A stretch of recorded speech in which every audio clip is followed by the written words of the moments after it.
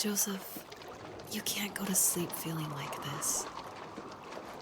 I'm sorry for everything, and I know you need space, but I'm here for you. You don't need to feel so lost. Joseph, have I ever told you what my mother was like?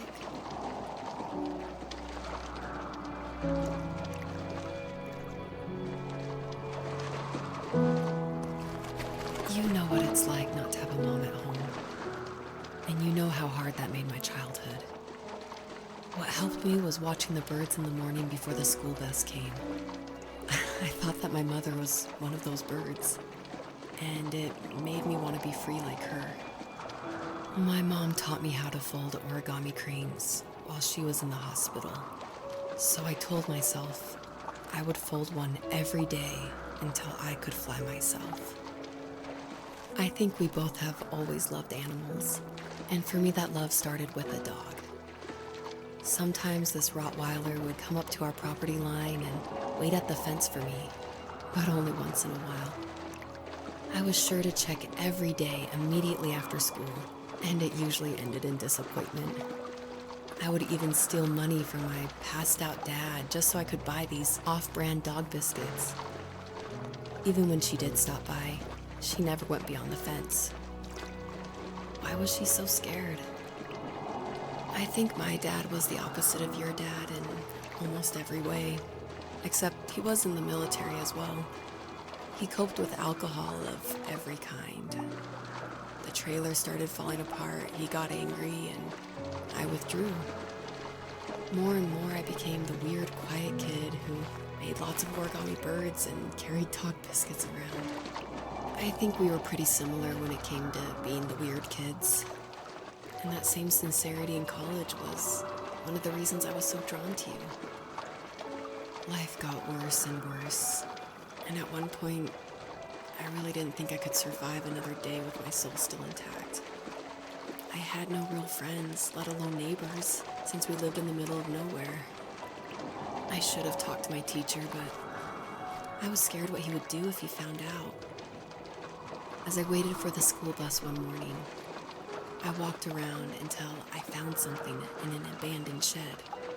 Something I can't put into words. I summoned courage I didn't know I had, and I broke into my dad's room and found the key to the shed where he had locked my bike. I'll never forget that feeling. The wind rushing by my ears as the sun rose over fields of wheat. I was flying for the first time. I biked as far as my legs could take me until I found a house that felt friendly, and that felt like home. Those strangers helped me in so many ways. And if it wasn't for them, I wouldn't have found my foster family. And if it wasn't for my parents, I wouldn't have met you. You have strength, Joseph, and you're not as alone as you think. It's all just so pointless, just waiting for life to happen. It's like having the home I always wanted is cursed out of my reach. The thought of being a parent myself, how could I do that when I couldn't even be a good son? I'm sorry, I know what you're saying. I just don't know how things will work out. These quiet hours will turn into years. We'll wonder which roads passed us by. Then we'll forge a new road together. Besides, I discovered for myself that one fateful morning where any hopeful road leads to. There may be thorns and mist, but it always leads to the same thing. And what's that? Family. I'm so glad that you're part of my family, Rachel. And I'm glad you're part of mine.